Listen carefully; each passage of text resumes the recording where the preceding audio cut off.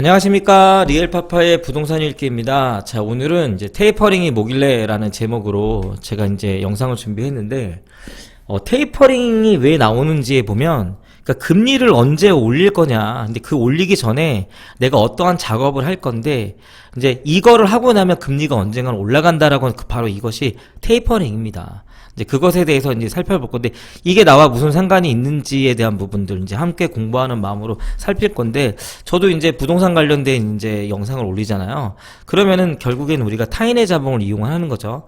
타인의 자본을 이용할 때 저금리 시대는 금리가 낮기 때문에 기회비용이 굉장히 적게 들어가는 거예요. 근데 테이퍼링을 하고 금리가 올라가면 내가 투자한 물건이 저는 이자를 적게 냈는데 많이 낼 수밖에 없는 일이 벌어지게 되죠. 그래서 제가 이제 테이퍼링을 살펴볼 겁니다. 그러니까 테이퍼링은 금리 인상 전에 어떠한 작업인데 그것이 무엇인지에 대한 부분들을 제가 여러분들에게 살펴볼 거고, 기사들이 굉장히 많이 나가고 있어요.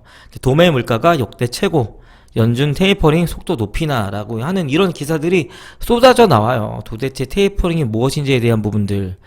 그래서 그렇게 말 맞던 테이퍼링이 무엇이고, 그거 무엇이길래 우리나라에서도 미국의 테이퍼링을 논하며 기사들을 이제 쏟아내는지에 대한 부분들, 그리고 내가 살고 있는 자가 소유의 집이든 전세의 집이든 뭐 어떤 영향이 있길래 당연히 이제 빚을 주고 산 사람들에 대해 영향을 받는다라는 거예요. 그리고 다 같이 공부하는 마음으로 이제 살펴보는 시간을 가졌으면 하고요. 당연히 저는 뭐 비전문가입니다. 뭐 이슈 상황이니까 찾아본 거로 이제 공유하려고 하니까 여러분들과 함께 나눠봤으면 좋겠고, 이제 테이퍼링이 어떤 뜻인가? 이제 연방준비제도 이제 그 양적 완화의 정책의 규모를 점진적으로 축소해 나가는 것이죠. 뭐 일단은 뭐 출구 전략의 일종이고, 테이퍼링 사전적인 뜻은 뭐 점점 가늘어지다, 끝이 이제 표족해지다라는 뜻이고, 2013년에 벤 버나케인 중앙은행 의장께서 이제 말씀하시면서 이제 이렇게 나왔던 얘기죠. 이제 예시를 들면은 이런 거예요. 이제 엄마가 딸에게 경제력이 없어요. 경제력이 없어서 용돈을 주죠. 용돈을 줘요. 이제 먹고 살아야 되니까 딸도 나가서 생활을 해야 되니까, 그러다가 알바를 시작을 하니까 엄마가 매달 20만 원씩 줬던 그 용돈을 줄여 나가게 되는 거예요. 그러다가 딸이 대기업에 취업을 해요. 그러니까 20만 원씩 줬던 돈도 줄이는 것이 아니라 아예 돈을 주지 않아. 이게 이제 테이퍼링이 어떤 그런 이제 주지 않고 이제 하는 건데, 결국에는 딸이 엄마한테 이제 돈을 주게 되죠. 이게 이제 금리를 인상해서 돈을 이제 회수한다라는 건데, 뭐 이해가 되셨는지 모르겠지만, 테이퍼링은 이제 언제부터 시작했는지 2008년도에 세계적인 금융위기가 이제 찾아옵니다. 그러니까 부동산이랑 이제 실물 경제가 이제 곤두박질 치고, 우리나라 이제 강남의 지역의 재건축 아파트도 이때 보면 가격이 2년 새 이제 2배 가격까지 이제 하락을 하게 돼요. 이제 이렇게 경기 침체가 찾아와서 경기를 끌어올리기 위해서요, 기준금리를 낮춰요. 기준금리를 낮춰서, 미국도 마찬가지죠. 미국은 2007년도 8월 5.25의 기준금리를 10차례 내려, 무지막지하게 내려. 왜? 금리를 내려서 경기를 끌어올리기 위해서 내리는 거야. 그래서 2008년도 10월까지 1%까지 내려버립니다. 이 엄청나게 이제 금리를 내리다가 더 이상 1%가 됐죠?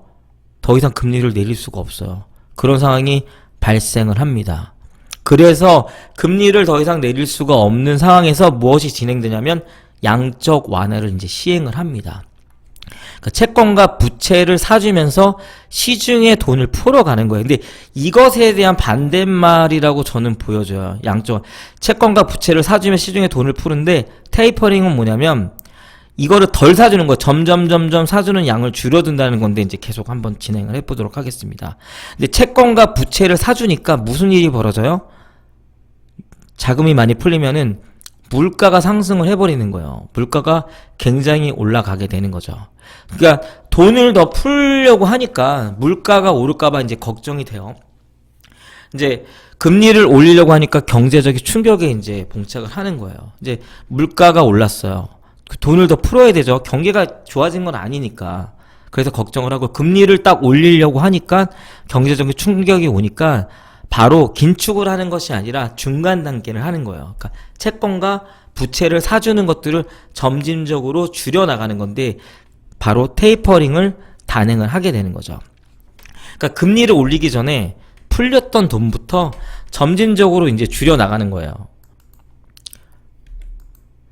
2013년 6월 20일 벤 버냉킹 이제 그 이사회 회장이 경제 성장이 예상됐던 대로 지속이 된다면 우리는 내년 상반기부터 자산 매입의 속도를, 이렇게 양적 인제 완화의 속도를 점진적으로 줄여나가고 중반기에는 중단할 것이라고 말해버리죠. 중단할 것이라고 말하고요. 그리고 버냉키 쇼크라고 이제 얘기를 하거든요. 그때 이제 주식 시장이 패닉에 빠지게 돼요. 그래서 하루아침에 뭐 23조 원이 허공으로 사라졌다고 얘기하더라고요. 테이퍼링의 시작이 2013년도 5월부터 천천히 돈 풀기를 줄여오던 미국은 2년 반이 지난 2015년 12월에 드디어 이제 테이퍼링이 시작을 했고, 테이퍼링을 종료하는 시점과 동시에 금리가 올라갑니다. 여기서 보면 자산의 매입의 속도를 점진적으로 줄여나가고, 이게 이제 테이퍼링을 얘기를 하는 거예요. 그러다가 2025년 12월에 금리가 올라버리는 거죠. 그래서 테이퍼링은 금리 인상 전에 이제 신호라고 이제 얘기를 하고 있는 거예요. 그러니까 테이퍼링이 근데 보면 어떤 것인지가 중요한 게 아니죠. 사실 우리가 지금 살펴보고 있지만 그로 인해서 도대체 미국은 언제 기준금리를 올릴까가 중요한 거야. 왜냐면 미국이 기준금리를 올리면 뭐 신흥국들도 그렇고 우리나라도 마찬가지고 같이 금리를 올릴 수밖에 없죠. 이유는 한 가지죠. 투자자들이 빠져나갈까봐. 라가 이제 그거 있는데, 2021년 지금은 이제 어떤가를 보면 미국 연준의 5월에 발표한 회의록에 인플레이션이라는 단어가 55번이나 이제 등장을 하는 거예요. 이제 물가가 오른다는 거예요. 그리고 경기가 회복이 되면은 테이퍼링의 논의는 시작해야 한다라고 이제 테이퍼링 논의가 이제 시작이 된 거예요. 이제 그러다가 보니까 우리나라가 그래서 그게 뭔데 계속 이제 그렇게 얘기를 했죠. 이제 경제 기사에서도 하도 테이퍼링 하니까 그냥 이제 지겹다, 하려면 하라라고 이제 얘기가 냈었거든요. 거의 2년에 가까이 이제 거의 거론되었던 이 테이퍼링이에요. 저도 이제 이게 뭐길래 좀 하던지 말든 제발 해라라고 이제 얘기를 했거든요. 근데 이게 물가지수의 미국의 이제 소비자 물가지수가 굉장히 계속 올라간다는 얘기죠. 근데 그래서 테이퍼링을 하면은 결국에는 금리가 올라가니까 기사들을 쏟아내는 거예요. 기준금리가 언제 올라가냐. 그럼 우리나라도 금리를 올려야 되는데 지금도 올리고 우리는 내년도 올릴 건데, 이때 미국이 금리를 올리면 우리나라도 기준금리를 올려야 되지 않냐? 라고 이제 하는 거예요. 근데 이제 여기서 문제가 있어요. 아닐 수도 있는 거죠. 아닐 수도 있어요. 이제 아닐 수도 있는데, 역사적으로 테이퍼링은 단 한 번밖에 없었잖아요. 지금. 그래서 지금의 테이퍼링과 비교하면은 이번에도 비슷할 거라고 생각할 수도 있지만 과거와 현재의 차이가 있어요. 그건 뭐냐면 바로 경제 회복 속도예요. 경제 회복 속도가 굉장히 빠르다는 얘기예요.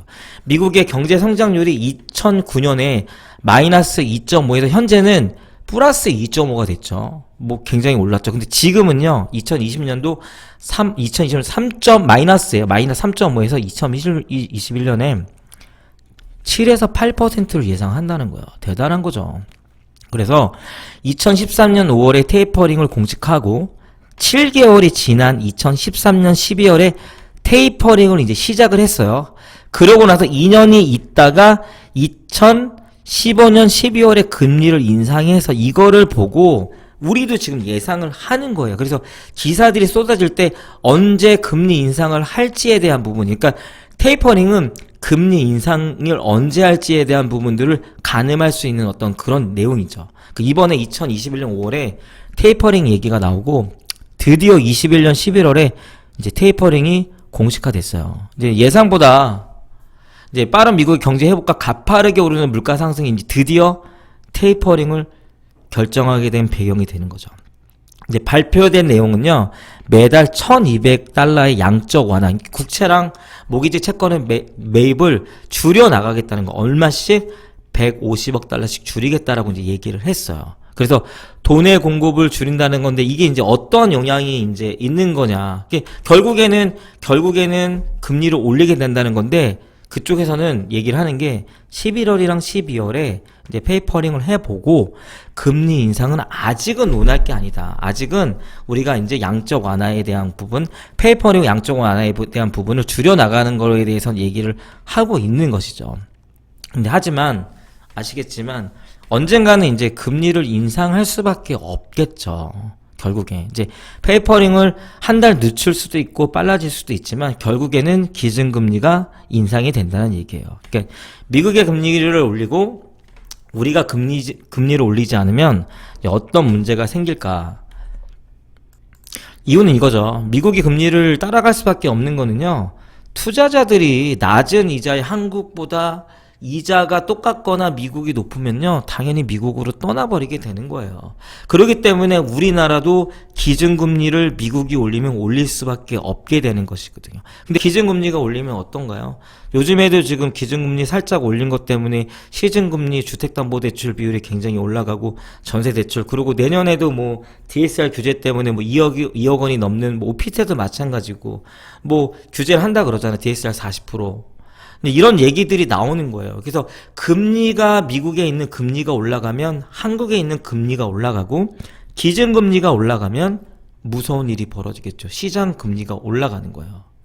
그래서 타인의 자본으로 투자해왔던 지금 계속 이제 그 낮은 이제 초저금리였잖아요. 근데 이제 금리가 올라가면 우리나라에서 연끌 하셨던 분들이나 비투족들에게 금리 인상은 어쩌면 지옥을 경험하게 할 수 있어요. 지금부터 저희는 그래서 준비를 해야 된다고 생각을 해요. 그러니까 테이퍼링 자체가 중요하지 않다고 제가 말씀을 드렸고, 이것이 어떻게 진행되는지를 살펴보다가 언제쯤에 미국의 기준금리를 올리는지, 그랬을 때 우리나라도 기준금리를 올리게 되는 거거든요. 그랬을 때 내가 갖고 있는 부채, 만약에 채무가 있는 분들은 이자를 내잖아요. 그 이자에 대한 금리가 어떻게 올라갈 것에 대한 부분들을 지금부터 고민을 해야 된다라고 생각을 해서 제가 이제 이 영상을 만들었습니다. 그러니까 영상이 좋으셨다면 좋아요와 구독을 부탁드리고 좀 연착을 했으면 좋겠습니다. 그날에 오기까지 서로 화이팅 하겠습니다. 이제까지 시청해주셔서 감사합니다.